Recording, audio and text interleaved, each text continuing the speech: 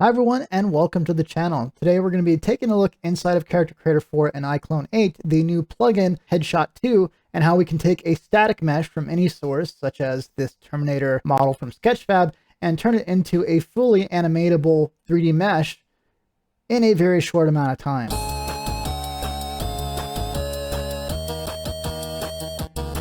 Now, there's going to be two different versions of this video on Johnny How To, which is a full tutorial step-by-step. And there will also be a version on AsArt, which is more of an overview video and not quite as detailed. So feel free to check out the links in the description and go to whatever video is more suited to you. This new plugin from Reallusion is of particular interest to me because I had done a video on Johnny How To a couple years ago talking about a program called Wrap, which does similar functionality, but is way more expensive and a lot more complex to use. Not to mention you have to do the whole import-export process if you want to get it back into an animation program. The Headshot takes all of the work out of this to where we can do everything under one program roof, which really expedites the workflow. So to start off, I'm going to make a new project. And by the way, just in case any of you do want to follow along and use this same model, you can go to sketchfab and just look up Terminator T-799, and you can grab this model right here. It's only 10 bucks, so not expensive at all. And you can see on the Modify tab over here, I do have Headshot 2. If you have it installed, we can just go to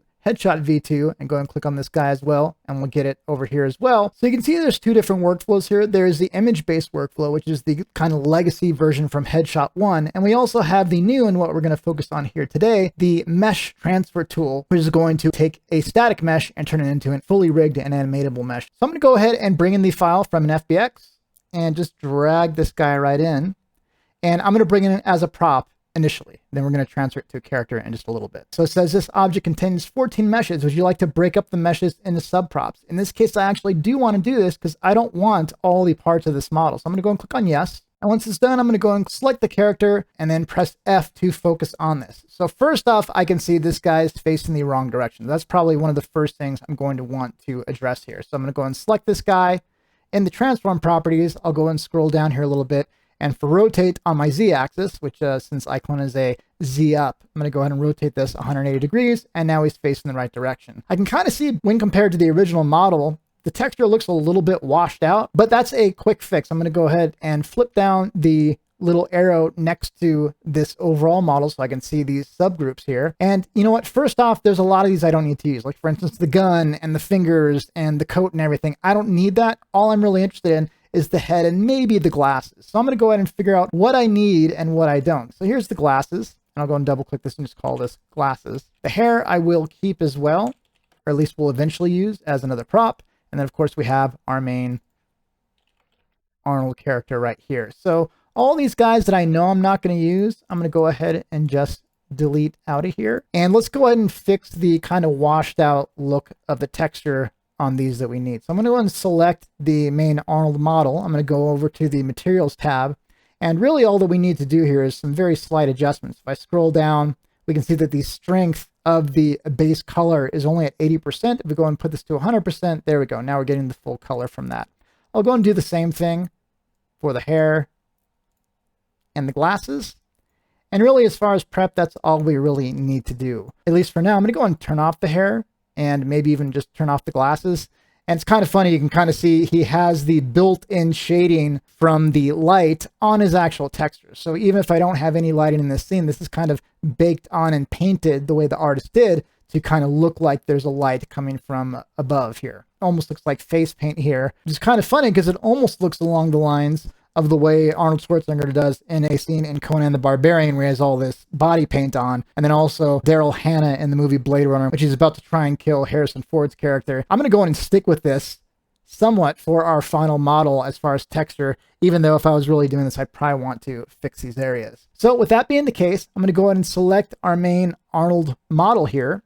And with the Headshot V2 selected, again, if that's not showing, you can go to Plugins, Headshot V2, and just click on this guy right here. I'm going to make sure I'm on mesh since I want to transfer this mesh to a fully animated rigged version. I'm going to go ahead and say start head generation. Once this is loaded up, I can see that I have some points that I need to have corresponding on the other side. And since this is the interface I'm going to be using for a while here, I'm going to go ahead and just drag this over and give myself a little bit more room to work with, since I'm not going to need this for the time being. So we have a 24, a 32, and a 35 point layout. Probably what I think I'm going to do is I'll go ahead and do the 32 because I do want to have the ears. You can see this is only face points, face with ear points, and then full head points. I do want to have the ears included in this, so I'm going to go ahead and make sure to use the 32, and I'm going to go ahead and add some extra points since this is kind of a caricature type version of Arnold. It's not really realistic proportions. I might need some extra points to have everything correspond. So that being the case, even though we only have the points on the left side, I'm going to go and click on auto detection, and it's not going to do a perfect job, but all the main face points it's going to lay out for me. What I might want to do here is zoom in quite a bit, and you can see that the zooms are synced, and that's because sync camera is checked right here. I'm going to go and take a look at the model that we're actually going to be working with over here. And if I hold down Alt and then left click and drag, I can pan around here. But I'm going to go ahead and use the drop down, and I'm going to say wireframe. And I can kind of see this is a pretty low polygon version of Arnold. And so we just kind of want to keep that in mind as we're working here.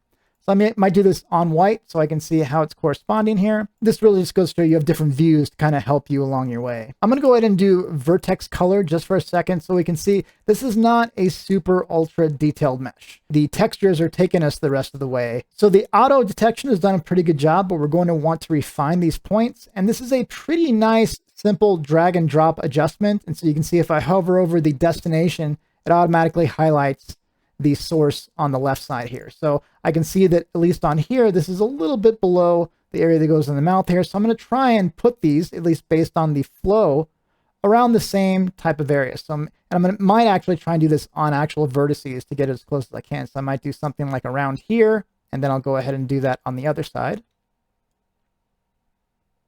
Around here. So I'm mostly going to try and mirror these, but if I need to, based on them not being perfectly symmetrical, I'll adjust them. So we have 16 here. It looks like at the very tip of the nose. That looks like this is probably somewhere around here. This is probably the closest vertex to go along with that. And we don't have to use the vertices, but just because this is a relatively low poly model, I'm going to try and use it as much as I can. And this looks like it goes down to the base of the nose, so probably around here. And this looks like it's at the bottom of this little dip right here. I might nudge it up just a little bit, but overall around there. And I'm going to go in and do this for the other point. All right, looks like this is where the lips have kind of met the dip there. And this looks like, at least as far as the not shaded version, I'm guessing this is going to be somewhere around here. It might be a little bit down here. We could put it halfway between, but I'm going to try and keep it on overall vertices for now. I obviously have the chin down here. I'm going to go ahead and drag this guy down, probably somewhere around here. I think this looks like it's corresponding pretty well. It could be down here, but I think this looks a little bit better, at least as a starting point. Let's go and zoom in on the eyes. The eyes are a little bit trickier, and again, having the vertices on screen will definitely help us with this. And you can kind of see these red lines we really want to try and correspond to. We can see it's a little bit outside of that. And so if we say this is the inside, we maybe want to try and ride these lines right here. So 10 for the bottom, we'll maybe put here, zoom in a bit more. Go and put this guy over here. And at the top of the eyelid, we have this up here around, and then we have 9 being the corner, probably around here, I'd say. And we'll zoom in if we need to try and get this fairly precise. We do want to try and get these as close as possible because, as you saw, we're going to be using the dynamic wrinkle system, and if we get these too far off, say on the forehead or parts of the mouth or things like that, like the corners of the eyes, then the wrinkles aren't going to correspond correctly. And we'll be able to see that along the way and make adjustments if needed, but it's just something to kind of keep in mind. So I can see this looks like almost like the brow line where the eyebrows would appear. And it looks like we're almost to the nose for the most part here. And so this might be maybe around here somewhere. And I'm mostly going to try and mirror these on the other side. There is going to be a back and forth on this. I probably will jump back and forth adjusting these things quite a bit. It's like this is up top and this is a little out. So this is up top. This is a little out. It's like 13 we want to have in our corner. So I'll put this maybe around here. And again, I could go back and forth. I think I had it going on this point on the other side. So I'll try and keep it on there. Same thing with the brows. So I'll maybe zoom out just a slight bit. Go and put this guy here. Okay, perfect. So far so good. We've got most of our points accounted for.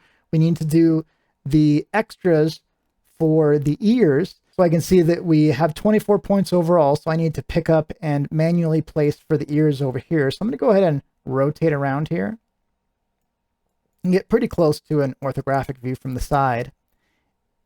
And I'll go ahead and try and take a look. So it looks like 25 is at the base of the ear, maybe around here. So I'll go ahead and just click, and you can see this is 25. Actually, move this guy over here.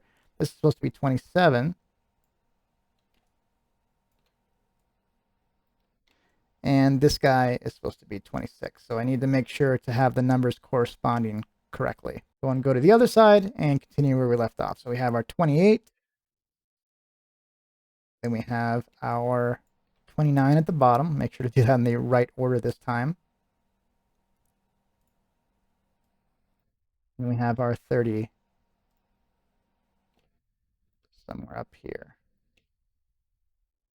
Okay, so I think that's not looking too bad. I think we have a couple more points that aren't accounted for quite yet. If I go and press F for focus or front, I can go ahead and get a straight on view. So I can see there is a point for 31 that we don't have on there yet. And then we have a 32, and I think those are our last two we don't have accounted for yet. So obviously there's no top of this head, so I'm going to try and relocate this to a spot that I think will be useful. It looks like this is kind of the line on the forehead that we might want to use a little bit. So I'm going to go ahead and maybe bring this down a little bit. Let's see, if I go there, do we have a close enough point that we can work with? Yeah, I think we can maybe try and do something right here for 31. Maybe bring this down just a little bit. We can always adjust this later on if we need to. And then for the back, we have our 32,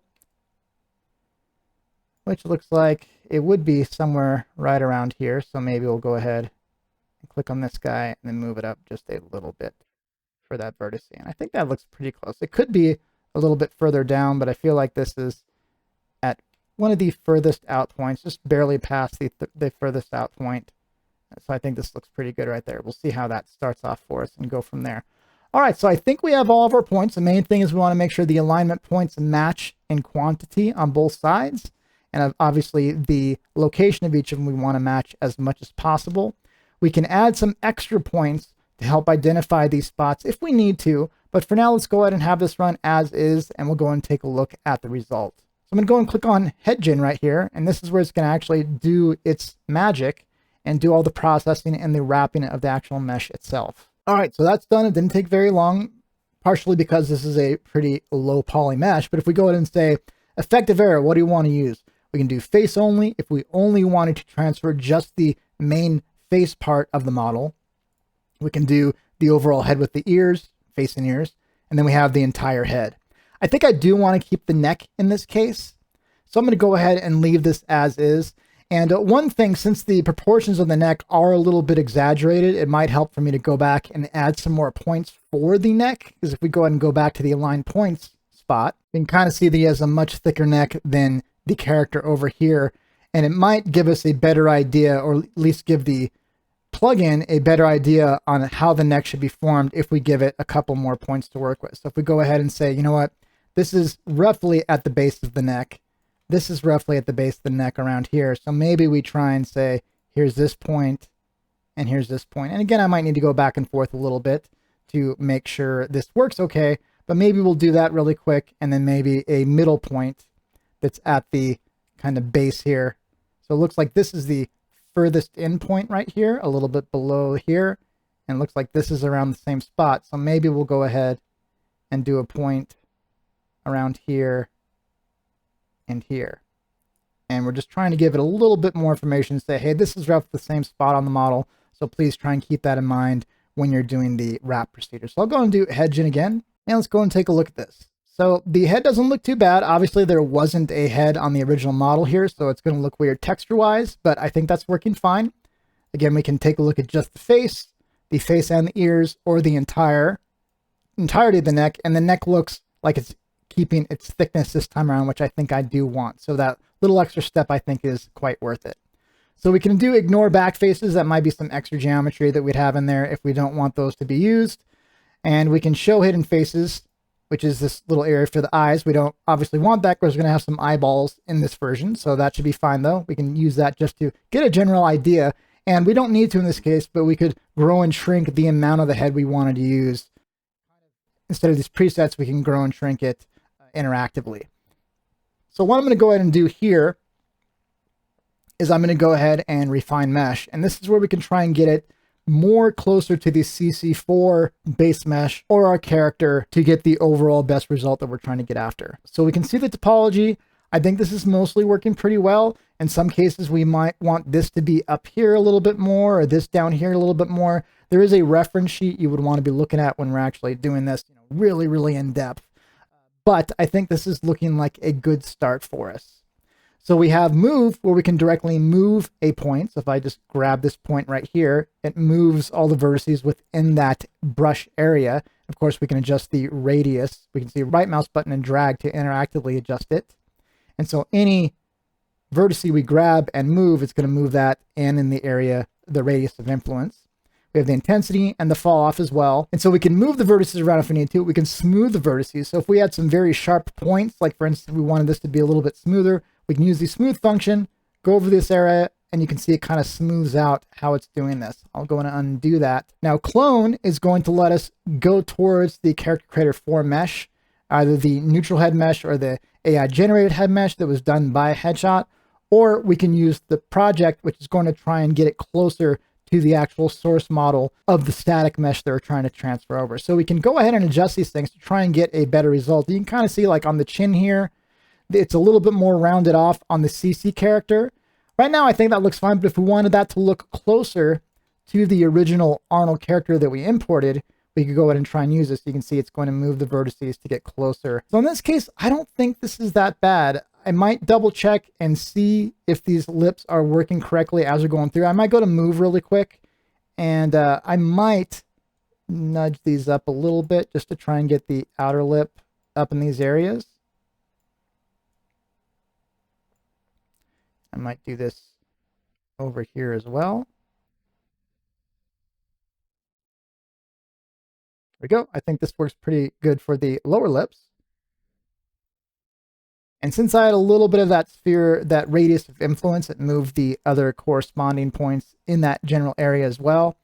And you know what, at least for a starting point, this looks pretty darn good. I can't see the lips perfectly here because his lips completely were touching here, so I don't see that red line, which may or may not become an issue. I might need to go back and adjust that. But I can see on the eyes, I see that red line along the edges pretty well, the way that I think I want to on both sides. And so it looks like, at least from a starting point, we're moving pretty well. The lips, we might have to do a little bit of a round trip to adjust a bit, but I think for now, let's go ahead and start off and see how we're doing here. So I'm going to go ahead, and I do want to keep the neck shape. Since he has this kind of thick neck, we want to have transferred over as well. And let's go ahead and start to transfer this over and see what it looks like attached to a body. So I'm going to keep neck shape. I don't really need to keep head size because it might need to be sized up or down based on the body, but we'll go ahead and attach the body and see how this looks for us. Go ahead and do a male and no mask. We're going to use the entire head. And we're going to go ahead and do the diffuse texture from the base model. So it's going to have this shading built into it, but we can maybe adjust that in Photoshop a little bit later on. If we had a high poly mesh that we wanted to take that from, we could specify this here. We could project it from an image or just not have a diffuse texture at all. But for now, I'm just going to take the stuff from the original model here. This did not have a normal, and the texture is not super high quality, but I'll go and leave it on a texture size of 2048 just for now. So 2K texture. I'll go and click on generate. We'll let it do its thing. So now this is done. Let's go and zoom out. We have the original prop import down here still, and go and pan up here, and we see our model on the body. So of course, it doesn't know that the skin's not supposed to be white. So it's going to try and apply that to blend in with the skin tones as best as it can. And that actually doesn't look too bad. His neck looks a little bit at a funky angle and quite a bit big here, but that does kind of go along with the original model. So I'll go and leave this for now, but realistically, I might go back and adjust. It looks like kind of has giraffe neck here right now, which we probably don't want. But let's go ahead and see how this works in an animated set right now. So in the bottom here, it's a little bit hard to see, so I'll go ahead and drag this over. And it goes off screen from the capture, but when I click on motion, If I go down, there is a wrinkle check category, and then I'm going to do dramatic male. And that just gives me some acting to take a look and see how this is working as far as the texture and then the actual rigging from the base model that we had here. So I'm going to go ahead and zoom in here, and I'll go ahead and play this.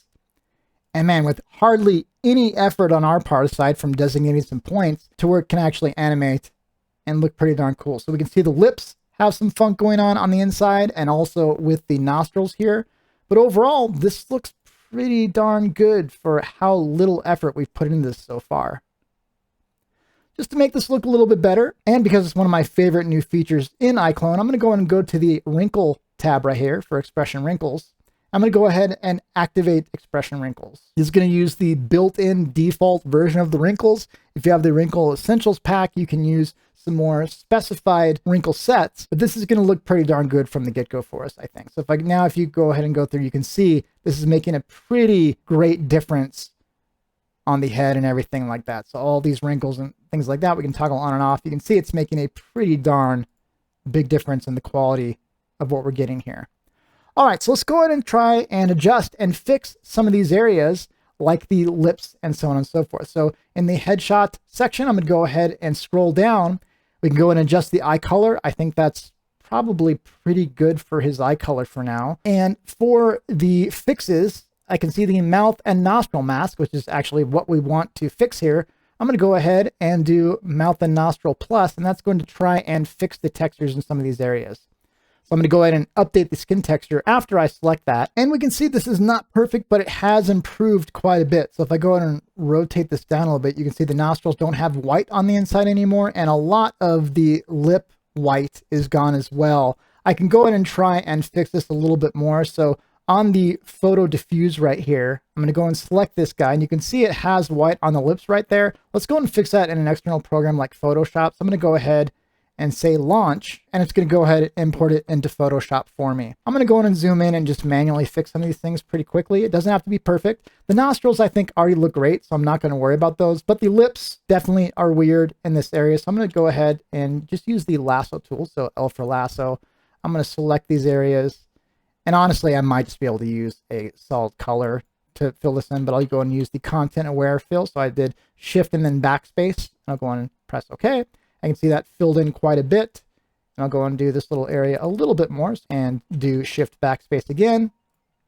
And there we go. That is filled in. I might do just a slight bit more touch up here just to get rid of this little white outline. So I'll go and do the eyedropper tool, just eye, and I'll select that color.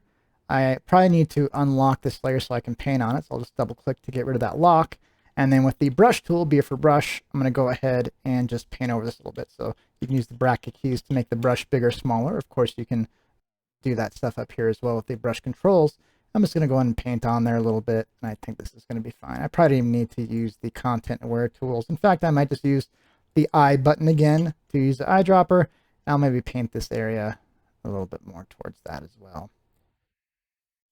All right, so I'm going to go and save this texture out really quick.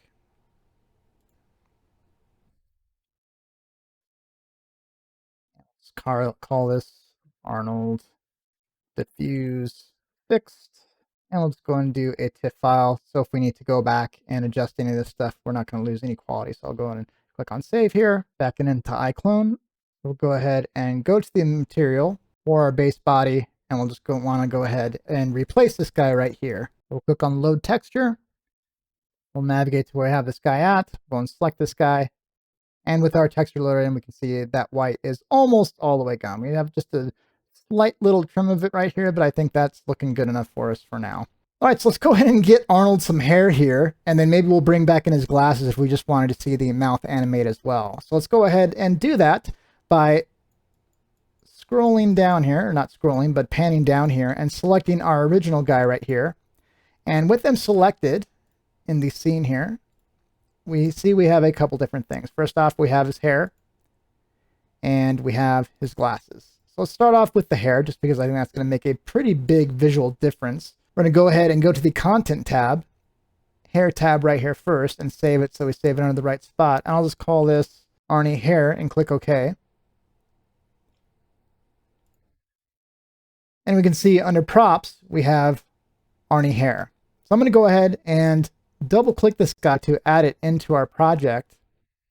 And if I go ahead and press W to move this up a little bit, I can see it's facing the wrong way again. So I'm going to go ahead and go to the transform adjustments and rotate this guy 180 degrees like we did last time.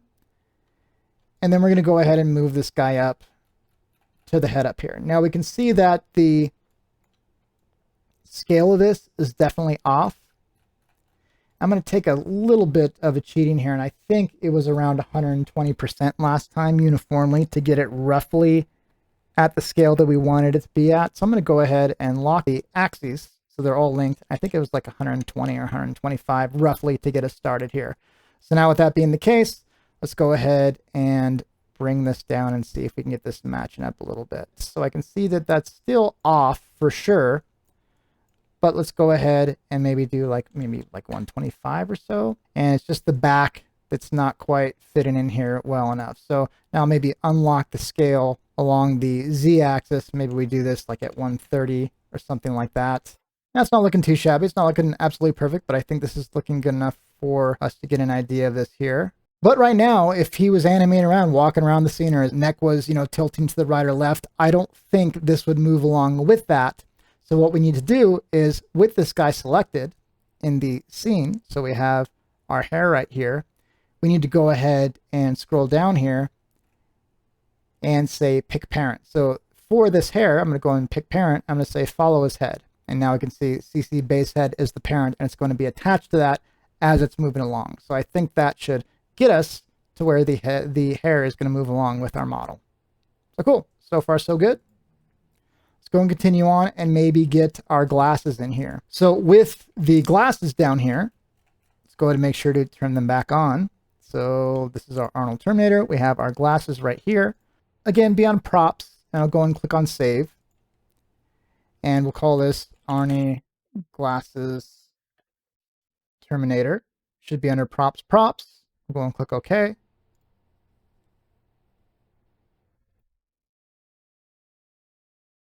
Here we go. We have Arnie Glasses Terminator. I'll go and double click on these guys to add them to the scene. And I'll go and do W to move this guy up. See, they're kind of backwards again, so I'll go ahead and go to the transform properties for this particular asset, and we'll rotate it 180 degrees so it's facing forward. And we'll go ahead and scale this around the same amount. I think it was 125, roughly speaking, and we'll go ahead and move this up to position them mostly in front of the eyes here. So we'll go ahead and pull this forward. Space. And it looks like our glasses don't have the sides. That was probably a different part of the mesh. But just for an example on how I can use this, I think this should work fine. So I'll go ahead and move this back just a little bit. Down.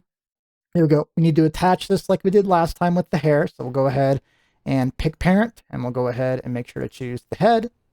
And now if we go ahead and play this, we have our Terminator wearing his glasses while also doing his acting.